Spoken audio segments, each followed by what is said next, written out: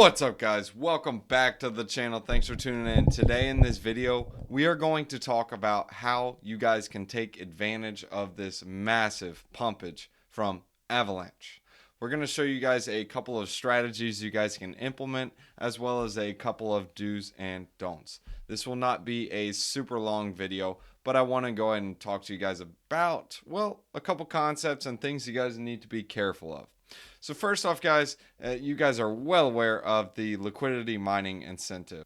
If you guys are not aware of it, well, basically they're just giving away $180 million just to get people onto Avalanche to test the chain and use it. This is all not going to just one protocol, but a big amount will be going to things like Aave, Curve, and about 3 million went over to Benki. But now you're asking yourself, where's the rest of the funding or the rest of the liquidity mining going to go to? Well, it's probably going to go to several of the native projects. And there are some pretty cool projects that are actually on Avalanche that, I don't know, people aren't really talking about too much of them. But some of my favorite are like Snowball, you got Trader Joe. Benki was a given. Everyone was aping into Benki, and they're like, yeah, what the snap, this is the best. And the yields over at Benki, they're okay, but they really aren't that great. And to be honest with you, let me just show you guys Benki. Here's the one thing I really don't like about Benki. Sure, they pay you some pretty good rewards. So like you see, they're paying 9.36% in AVAX, 8.61 on DAI, and same thing on the borrowing. It looks like you do have to pay 5.5% to borrow, and then you get distributed 24%. But the problem with this is these APYs that they're paying out are priced in the key token as well as AVAX. So for example, this supply APY, they're paying you 1.49% in AVAX and 7.88 in key token. So between me and you, I mean, you guys, if you aren't new to this channel, this is just a farming token. Like, what's the use case for key? Oh, wait, it's governance. What else do you do with it? Oh, you provide liquidity. Oh, so you provide liquidity for the guys to dump on you? Oh, okay. Yeah, that's a cool coin. I'm all in. The point is, guys, you're basically giving up these coins. You aren't giving them up because you're earning them over here, but as soon as you borrow, the coins that you borrow over here, you're basically trading them for the key token. Yes, theoretically, they are paying you to take their coins, but there's a reason they're paying you. And everyone was talking about Benki, so it's really not a surprise to see all these yields way down the way they are. But I'm going to go ahead and explore a couple of other ecosystems and show you guys some other strategies you guys can use. And I know you guys are going to be looking at the Avalanche ecosystem. This is on CoinGecko. Obviously, there are way more than this. But in addition to the ones I just mentioned, another one I really like is Yield Yak. If you guys were on the channel about 2 or 3 months ago, I was talking about it. And if you used that protocol then, you would have gotten an airdrop. And it would have been pretty lucrative. Because if you were using the protocol, you would have got some free Yak tokens. Well, those Yak tokens apparently to this date are worth $11,000. Interesting. So all you had to do is get one Yak. Yak Yak. And another one that I find really interesting is Elk Finance. The reason why is because it's an interesting protocol for a bridge to get people over. And on top of that, it hasn't pumped like several of the others. I know you guys are just like, oh, well, why don't you just look at the pump coins like Yeti Swap? Well, here's the problem with Yeti Swap. You see this volume? It's $122. Now, let me show you on Pangolin if you're going to swap for Yeti. So, right. Okay, so if you go over to Yeti Swap, it's supposed to be worth 20 cents, right? Okay, great. That's if you're swapping, well, about $1,000 worth. As soon as you do something like $5,000, now your Yeti gets cut in half. I mean, if $5,000 is a lot to you, that's great. That's awesome. But the point is, there's no liquidity there. I mean, let me just show you guys $4,000. $4,000, it's 15 cents. $3,000, it's 17 cents. So basically, $4,000 is the biggest you're going to get on that. And why is that a problem? Well, you're basically getting a haircut. You're losing 25% on your sale. So theoretically, you didn't get this massive pump. I mean, sure, you got a pretty good pump depending on the price you got in. But the point is, there's no liquidity over here. This is one of the dangers you guys need to be looking out for. And if you look at Yeti Swap, I'm sure it's just a dead farm. I haven't really played around with it much, but the biggest things I can tell you is they really got no liquidity over here, and the TVL is super low. So if you look at the TVL, it's only 1.4 million, which is like trash donkulous. It is not good at.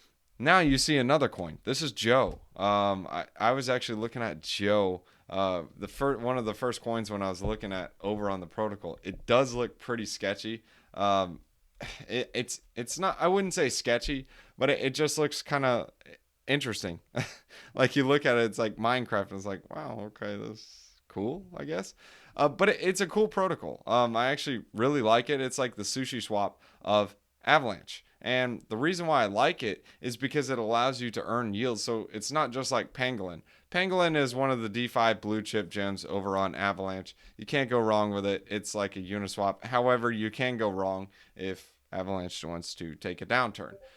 The biggest thing you need to know is if Avalanche goes up 1x, well, Pangolin is probably going to go up 2x. Actually, how do you go up 1x? Let's just say if Avalanche goes up 2x, Pangolin will probably go up 4x. Just so you guys can relate that, it's basically a leverage play on Avalanche. And then Trader Joe would be even more leverage. It's not as stable as something like a Pangolin or an Avalanche. And yes, it is the opposite as well. So if Avalanche takes a dump about 2x, well, these others are probably going to take a dump more than 4x or 5x because people will be scared. People speculate on these different pools and on these different tokens when the price of Avalanche is pumping. So that's Trader Joe. Yeti Swap I would stay away from, me personally, but hey, you can do what you want to do, but I'm not going to touch it. Not financial advice. If you make a lot of money, great. If you lose a bunch of money, don't say I didn't tell you so. And Pangolin is one of those DeFi blue chip gems. That's one of those things that's like, okay, this should pump, and it has a ton of liquidity on it. If you guys go to the main Pangolin page, I'll show it to you guys now so you guys can see it. But if you look at these charts, they got over $378 million in liquidity. They got some crazy volume. These charts are literally off the chart. That's what you want to look for. You want to look for high TVL. You want to look for high liquidity, and you want to look for farms that are innovating. When I first featured Avalanche or was talking about Avalanche, Trader Joe was about a 12 or $15 million in TVL, but they had a really neat touch to it. So it's similar to like Sushi Swap. They have really good concepts and really good ideas, and they will have lending and borrowing coming soon. So they're adding more and more things. If you go on the main Trader Joe page, it kind of talks about what they're going to be doing. I actually talked with one of the devs, like I had a voice conversation with him. He's a really cool guy, really smart. He's looking to actually build on the protocol. This farm isn't really one of those new farms that just randomly popped up. This farm is one of those farms that actually was around in the Avalanche ecosystem for a bit of time. And the reason why that's important is you'll start seeing a lot of random farms just popping up because a lot of money is coming over to Avalanche. You want to be careful with some of those farms. The reason why is because they're chasing after the money. They could just be like Binance Smart Chain clones. They could just be doing whatever they can to get money from you. You know what the saying is, a fool and his money, well, they soon part ways. So you need to be really careful with stuff like this. And if you want to take a risk, just make sure whatever you throw in there, you aren't afraid of losing. And of course, they do have this traditional zapping. This helps a lot of people who don't really know how to do much of the P providing, and this basically just dumbs it down for you. So all you got to do is zap in one token and it'll give you the LP token that you want. So like whatever you want, it'll automatically do all the swaps. It'll make the smart contract for you, etc. So it's pretty easy to use, and you obviously just deposit your tokens into the pools. And like I mentioned earlier, they're looking to add lending and borrowing soon. So like right here, lending coming soon, and they do have voting because they're looking to decentralize the Joe token. Also, what I really like about Trader Joe is the token itself. It is locked for about 3 or 4 months from now. So that's always a good thing. So there's still time to farm it. And the reason why that's important is, well, you aren't going to have the team dumping on you. That's a quick overview of Trader Joe. And the next one that's pretty interesting is Snowball. The reason why I really like Snowball is they have a unique feature that really is kind of unique. I'll go ahead and show you guys the feature that they have. But basically, when you earn these Snowball tokens, you can actually stake them and multiply your yields. So you can increase the yields on them. And the reason why I'm talking about Snowball is the TVL is high. So typically when the TVL is super low, yes, you are getting in early, but the problem with that is if you're getting in super early, that's great, but it may never take off. And 72 million really isn't that high. What's really high is something like Ben Key. Ben Key's got $1.6 billion in it. That's really high. That's a lot. So something like a Trader Joe, which only has 189 million TVL, or something like a Snowball with only 72 million TVL, they all have unique features. So they differentiate themselves from each other. So you need to look into these different farms and see what they're looking to do. If you look at these vaults, they are pretty interesting, and they even have a pretty good stablecoin vault. One of the stable coins is similar to like a curve where it has a multiple stable coins right here and it pays like 75%. Obviously it's in the Snowball token, but still that's a really good yield on stable coins. So what Snowball is like, Snowball is similar to a concept of, I guess you can say a curve, a sushi swap, and a auto compounder all in one. So Trader Joe is not an auto compounder. Hence why it's more like Sushi Swap. But Snowball has its own auto compounding features, and it also has multiple pools that are really not seen on other protocols, and it has different things involved into it. So it's kind of doing something different than several of the other protocols. And what's interesting as well is they also incentivize more stakers to bring their liquidity over here because they're giving their native governance token. So they're able to pay higher APRs than normal protocols like a Yield Yak would on the Avalanche ecosystem, or even a Beefy Finance. And also, Beefy Finance is not going to have a lot of the native vaults to the actual Avalanche ecosystem. Beefy is just going to mainly have some of the basic vaults. And the reason being is because they're a bigger protocol and they're one that's multi-chain. Like Snowball is strictly on Avalanche, and the tokens on there are well for Avalanche. And same thing with Trader Joe. Those are native farming protocols for the Avalanche ecosystem. It's one of those things like the major protocols like a Aave, Curve, Sushi Swap, or even like a Yearn Finance or a Beefy Finance. They're going to struggle to gain market share because the native farmers that were already over on Snowball or on Trader Joe, they're going to stay over there, and they already know those farms are real and well. You know what the saying is: do what you do best and do it well, and not be a jack of all trades. Because if you're a jack of all trades, well, you're a master of none. So that's where I think these farms will be able to capitalize on, and they will see a huge amount of growth as more and more liquidity comes over here.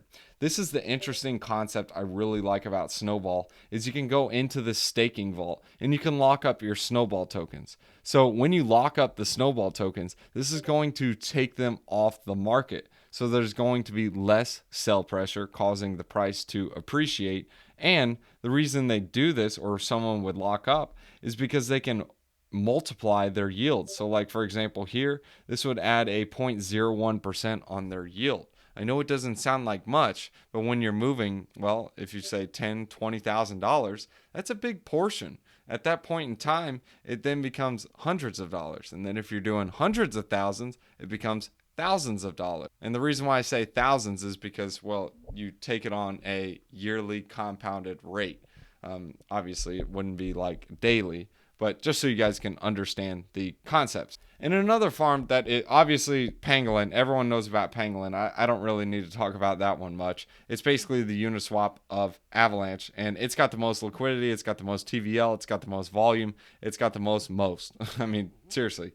But wait, there's more. Yeah, Pangolin's got everything on it. It's basically like the #1 protocol on Avalanche, and it's been that way for a long time. And Avalanche actually, like the actual Avalanche project, they are partnered with them. So it's like one of those things. Okay. And the other one is Yield Yak. I really like Yield Yak. It has a sleek UI, and this price has been taken off, man. This thing came from like $1,000, but I love this UI. The UI is legit. It's sleek. It has the different prices. It's awesome. Like, just take a look at this.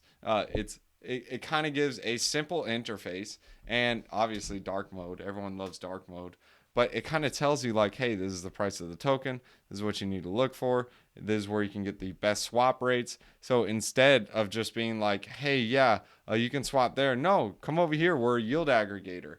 So they're actually capitalizing and changing a little bit. It's not just, hey, we're just a beefy financer. Hey, we're just a snowball where we auto compound. No, they're also a yield aggregator.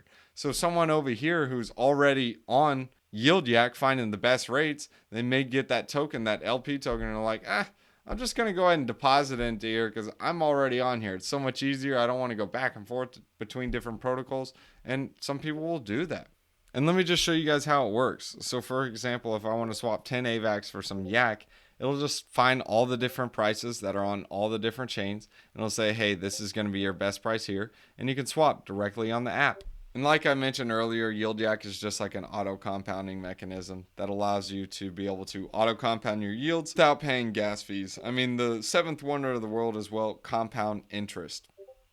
And what's really cool is you can also use these protocols to be able to see what the recently added farms are. And the reason why I like Yield Yak is they have some pretty interesting pools that are on Yield Yak but aren't on something like a Yearn Finance or even on something like a Beefy Finance. They have single-sided vaults, and basically what they're doing in this in order to get rid of impermanent loss is they are automatically taking, like, say for example, key paired with AVAX, whatever the rewards are, they're automatically selling it out and getting it paid in the key. So when you're depositing key, they're getting the LP tokens, but they aren't exposing you to impermanent loss. Hence why your yields are lower, but you are just getting paid in the key token. So theoretically, you can earn 24% on your key and 38% on DAI stablecoins, or you can earn 185% APY. So that's why I really like Yield Yak. It's a really unique interface. They had a great coin distribution, and the token itself as well. It's not going to be diluted. It's just going to be natural and organic sell pressure or buy pressure because all the tokens are in circulation. And the reason why I'm talking about these coins, or the ones that I'm talking about, if you notice on each of them, their trading volume is in the millions. Why is that important? Well, if you're trying to sell a token that has no liquidity or has no trading volume on it, that is very dangerous because you may not be able to get out. Because if there's no one to sell to, well, you can't sell your coin if you're trying to get out. And you look for ones with a lower TVL ratio. Like Yield Yak has a very low TVL ratio, especially to its market cap. And also the biggest thing to do is to get into the Discords and Telegrams and see how the people are communicating and reacting. If you see a bunch of memes of like moons and Lambos and all kinds of garbage, you don't want to get involved in something like that. So I'm just going to give you guys the quick TLDR on the avalanche strategy. The biggest thing is look for projects that are stronger and ones that are not here to just kind of make a quick buck. You are going to have to replicate. So if you take for example Matic, Polygon, or the Binance Smart Chain ecosystem, go back and look at the protocols that did well. So for example, on Binance Smart Chain, PancakeSwap did really well. So PancakeSwap, you can consider that like Trader Joe. Or you can look at Beefy Finance or Auto Farm. Those did really well on Binance Smart Chain. That could be like your Yield Yak or even Snowball. And if you go back on the Binance Smart Chain again, another protocol that went really well was Venus. If you guys remember what Venus was, it was basically a lending and borrowing protocol, which is similar to BenKey. BenKey, I'm not saying it's bad. I'm not saying it's good. It's just a native farm of the Avalanche ecosystem. Yes, when Aave comes over, it may change it a bit, but I still think there will still be liquidity on BenKey because people will still be bullish on the BenKey token. Because a lot of people already know about Aave. For example, like everyone knew about BenKey. So the coins that pumped were the ones that were not BenKey. So you got to look for the ones that are not, quote unquote, expected to pump, but they should follow.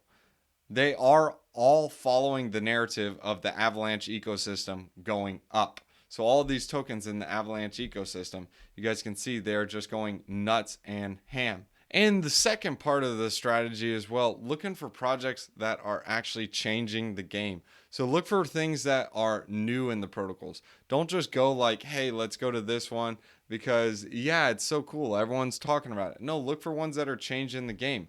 Like, for example, Yield Yak. They had the stablecoin vaults that make it easier for people to auto compound. It gives crazy yields. And it has a DeFi aggregator that allows you to get the best rates on the best chains. Or something like a Trader Joe that allows you to get a higher yield on your tokens you're providing liquidity for, because it gives you additional rewards in the Joe token. And it also has a lending and borrowing protocol coming soon.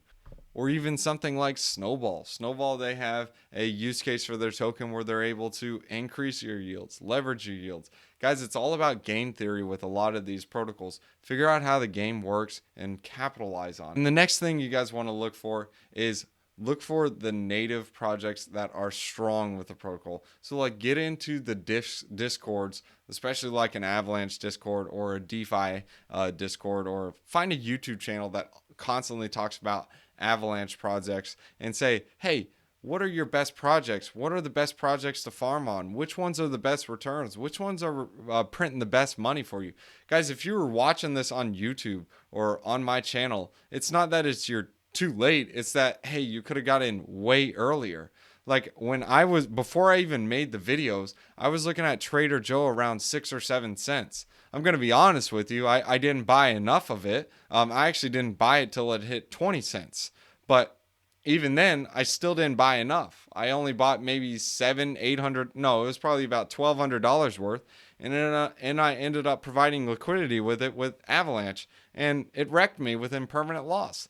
So it's something you guys got to factor in. I mean, even though I'm talking about it, I still make tons of mistakes sometimes. Actually, all the time. And that's why I make these videos, so you guys don't make the same mistakes I make.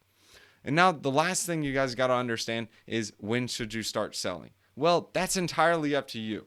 Me personally, when I see there's more growth that's able to be made, like the only bridge to get over here is the Avalanche and Ethereum bridge. Yes, you can use the Elk Finance hack, but I'm sure some people already figured out the arbitrage on it, and now the price difference is huge again.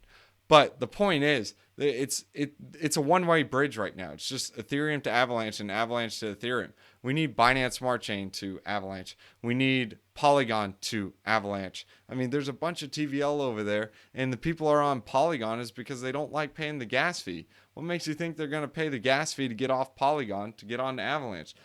The only incentive for all that TVL that's over on Polygon or Binance Smart Chain to come over is, well, they need a really good bridge. So once you start seeing the bridges come, in my opinion, that's going to be the time to start tapering off and selling. Because you have to figure out these farms are like game theory. It's the greater fool theory. I'm not calling anyone fools, but the point is, these farms, they have Ponzonomics, and if there's not more new people getting in, well, the coin can't appreciate in price because they're infinitely printing the supply of the coin. So in order for the price of the coin to stay up, well, you have to have more people coming in, propping up that price and adding value to it. I did tell you this video is going to be short. I kind of talked a little bit too long, but you guys, I hope that gave you a couple concepts, a couple of strategies you guys can implement yourself and what you guys want to do.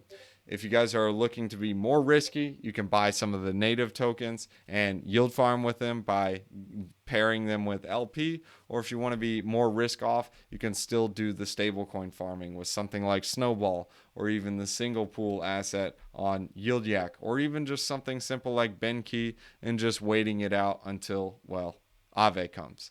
And in my opinion, when Aave comes, that will be the time to not get into farm tokens, really, because when Aave comes, more people have more of an incentive to come over, especially when the bridges get here. That's when it's going to get a lot more risky.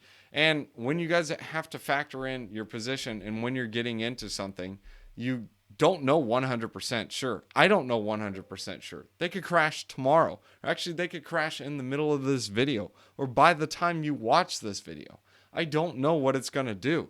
But what you do is you figure out what's the most risky, what's the least risky, what's the reward, and what's the payout. And then you make your decision on that. Obviously, everything you invest, just consider it lost if you guys are going to go about that strategy. Actually, any strategy whatsoever. And of course, follow the farming rules, guys. Let's go ahead and leave you guys with a wisdom one-liner. Proverbs chapter 17, verses 4, I believe. Nah, verses 7. Eloquent lips are unsuited to a godless fool. How much worse lying lips to a ruler? Well, I guess the biggest thing to this is, guys, just don't lie. I mean, just tell the truth. Because when you lie, I mean, how are you going to make sure that lie is still truthful? Well, you got to lie about that lie, and then you got to keep lying about that lie to keep it truthful. So eventually, I don't know, maybe it'll end sometime, but we'll see. Dogs, gotta say thanks to the patrons. Sean Bott, Da Man, Tariq Liu, TL King, JP, PJ, Bernito, Taco Nacho, Matthias, Matt There Is, DMC Codes. Isn't that a band? Dogs, thanks for watching. Alright guys, if you want to catch me on TikTok, I do daily wisdom one-liners and let you guys see the pets and behind the scenes junk. So here it is. Scan it. Check it out. Bomb. Alright, so next off, guys, if you guys want to support the channel and get paid to do it, you guys can check out Celsius. Celsius is fire, dude. So what's so cool about Celsius is, guys, first off, you can get $40 in free BTC using my referral link in the description below. Just deposit $100. Add in the code BTC50. You will also get an additional $50 if you deposit $400, guys. It's free BTC. Next is Voyager, guys. I also got a referral link in the description below. Instead of just only getting $25, you'll get $25 and some free VGX tokens, guys. Next is BlockFi. BlockFi is part of the quadruple threat. Go ahead and make a deposit. Use this referral link in the description below. You get $100. Depending on how much you deposit, you can get all the way up to, guess how much? $250. Alright, so what the pants is Celsius and BlockFi for? Well, you can use both of those as like your bank. They get some pretty nice juicy yields. And Voyager is more so like trading, and it gets some juicy yields as well. And the last one to try is crypto.com, guys. You can trade some like smaller altcoins, and you guys will get $25 in CRO once you guys get the Visa card. Why do I like the Visa card? Well, you can sell crypto and buy some junk with it. So I can buy a sandwich with my crypto. I don't use BTC, but I'll use like stable coins and junk. So anyways, if you guys want to support the channel, that's the quadruple threat. Thanks for tuning in, guys. You'll get paid to do it.